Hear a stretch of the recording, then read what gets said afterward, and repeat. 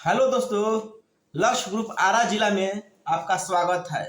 तो चलिए हम लोग साइंस एक नया टॉपिक है दर्पण पढ़ते हैं। इसमें क्वेश्चन बहुत पूछता है कि अगर कोई वस्तु फोकस पर रहेगा तो उसका प्रतिबिंब कहाँ बनेगा, बड़ा बनेगा कि छोटा बनेगा, आभासी बनेगा कि वास्तविक बनेगा, उल्टा बनेगा कि सीधा बनेगा। इस प्रकार रिलेटेड बहुत सारे क्वेश्चन पूछता है। तो चलिए, इसमें बहुत भी क्वेश्चन कंफ्यूज भी होता है। तो चलिए आज हम लोग इस कंफ्यूज को दूर करने के लिए एक ट्रिक पढ़ते हैं। ये ट्रिक आप लोगों को आसानी से समझ में आ जाएगा।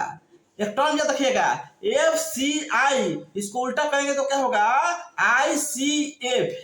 अगर मान लीजिए कोई वस्तु का स्थिति फोकस पर है, अगर मान लीजिए कोई वस्तु हम फोकस पर रखते हैं तो उसका प्रतिबिंब कहाँ बनेगा, तो उसका प्रतिबिंब अनंत पर बनेगा। एफ सी आई लिख कर आई उसका उल्टा कर दीजिए, आई सी एफ है। अब एक एक टर्म आगे बढ़ाते चले जाइए। और एफ पर है तो उसको आई पकड़ेंगे, एफ और सी के बीच कोई वस्तु है तो उसका प्रतिबिंब एक स्टेप आगे बैठाएंगे, अनंत और सेंटर के बीच होगा।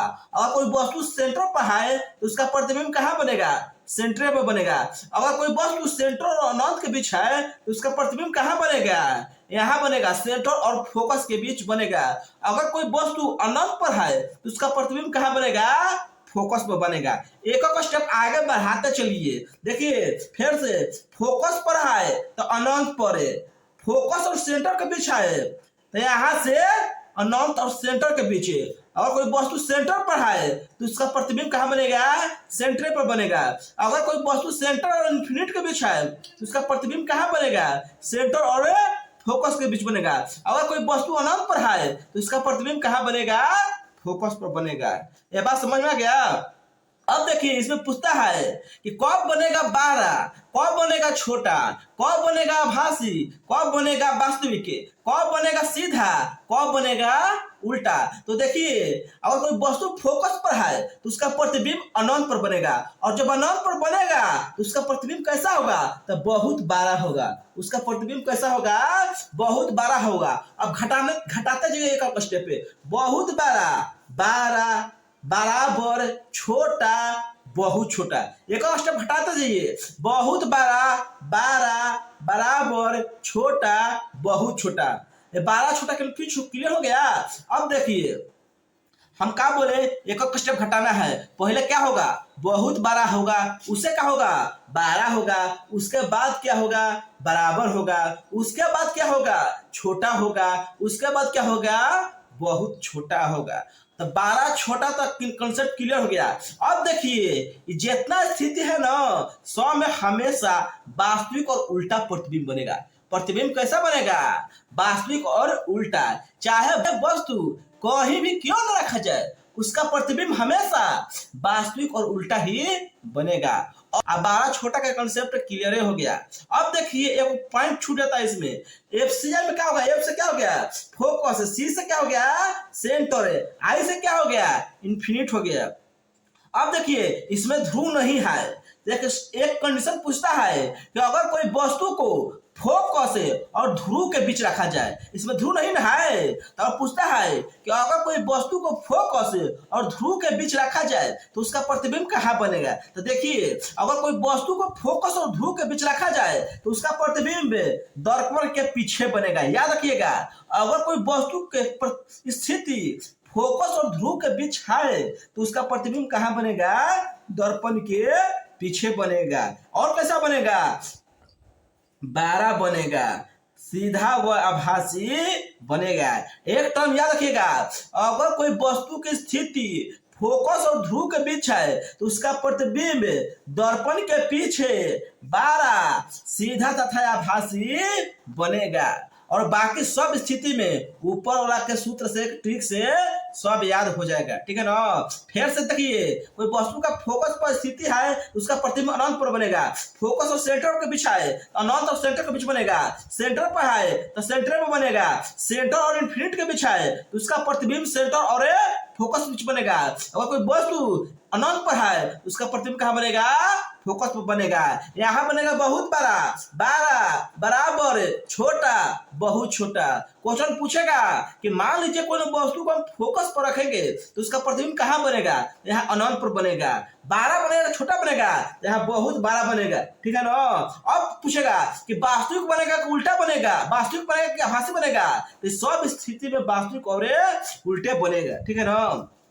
एक टर्न पीछे का हम बताए थे, कोनो वस्तु फोकस और ध्रुव के बीच है तो उसका प्रतिबिंब कहाँ बनेगा, दर्पण के पीछे, बारा सीधा तथा आभासी बनेगा।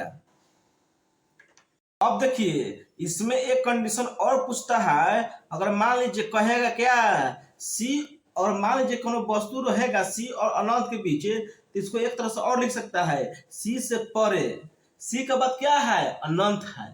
तो अनंत मतलब क्या, उसका कोई निश्चित स्थान नहीं है, इसको क्या लिख सकता है, सी से परे। और कोई वस्तु सेंटर और अनंत के बीच न करे, ऐसा भी कर सकता है। अगर कोई वस्तु सी से परे है तो उसका प्रतिबिंब कहाँ बनेगा, तो उसका प्रतिबिंब कहाँ बनेगा, तो सेंटर और फोकस के बीच बनेगा। इसको दो तरह से पूछ सकता है, अगर कोई वस्तु सेंटर और अनंत के बीच है तो उसका प्रतिबिंब कहाँ बनेगा, चाहे अगर कोई वस्तु सी से परे है तो उसका प्रतिबिंब कहाँ बनेगा। तो समझिएगा सी से परे कह दिया, समझिए सी और अनंत के बीच कह रहा है, ठीक है ना। अब देखिए इसको इस तरह से भी पूछ सकता है, अगर कोई वस्तु फोकस और सेंटर के बीच है तो उसका प्रतिबिंब कहाँ बनेगा, तो अनंत और सेंटर के बीच बनेगा। ऑप्शन में अनंत और सेंटर न रख कर सी से परे भी ऑप्शन रह सकता है। सेंटर और अनंत के बीच, इसका मतलब क्या, सी से परे है, सी के बाद इसका कोई निश्चित स्थान नहीं है। तो चलिए हम लोग अवतल दर्पण के पूरा कंसेप्ट पढ़ लिए। ये सब जितना कंसेप्ट हम बोले हैं सब अवतल दर्पण के बारे में है। अब देखिए हम लोग उत्तल दर्पण के बारे में पढ़ेंगे।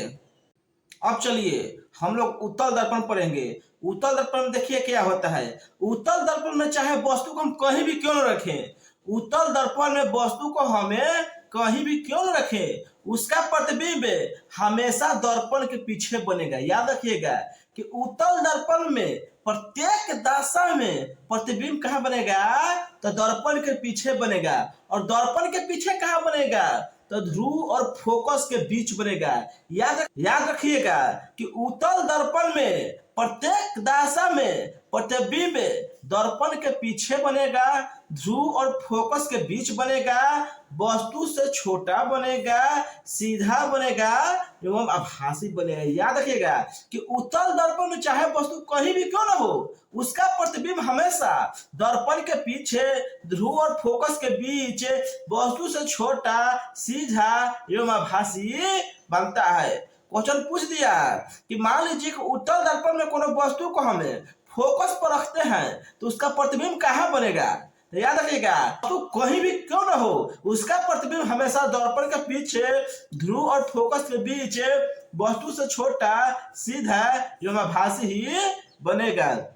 पूछ दिया कि अगर वस्तु कोनो अनंत पर है, उत्तल दर्पण में कोनो वस्तु अनंत पर रखा जाए तो उसका प्रतिबिंब कहाँ बनेगा, तो उसका प्रतिबिंब हमेशा कहाँ बनेगा, दर्पण के पीछे, ध्रुव और फोकस के बीच, वस्तु से छोटा, सीधा एवं आभासी बनेगा। हम क्या क्या होता है, तो फोकस, फोकस होता है, और क्या होता है, केंद्र होता है, फोकस केंद्र और अनंत अनंत होता है। तब देखिए वस्तु फोकस पर है, केंद्र पर है, चाहे अनंत पर है, या फोकस और केंद्र के मध्य रहे, केंद्र या अनंत के मध्य रहे, उसका प्रतिबिंब कहाँ बनेगा, तो सभी स्थिति में उसका प्रतिबिंब दर्पण के पीछे बनेगा, ध्रुव और फोकस के बीच बनेगा, वस्तु से छोटा, सीधा एवं आभासी बनेगा। तो उत्तल दर्पण में कुछ नहीं है, हमको एक लाइन याद खाली करना है कि उत्तल दर्पण में चाहे वस्तु कहीं भी क्यों न हो, उसका प्रतिबिंब हमेशा दर्पण के पीछे, ध्रुव और फोकस के बीच, वस्तु से छोटा, सीधा एवं आभासी बनेगा। तो चलिए आज हम लोग दर्पण पढ़ लिए, यानी उत्तल दर्पण और अवतल दर्पण के कंसेप्ट क्लियर कर लिए। अब हम लोग कल पढ़ेंगे, यानी नेक्स्ट वीडियो में हम लोग लेंस के बारे में पढ़ेंगे। इस तरह से भी लेंस का ऐसा कॉन्सेप्ट बता देंगे जो आपको हमेशा के लिए याद हो जाएगा। तो चलिए नेक्स्ट वीडियो के लिए तब तक ले वेट कीजिए, तब तक ले जय हिंद।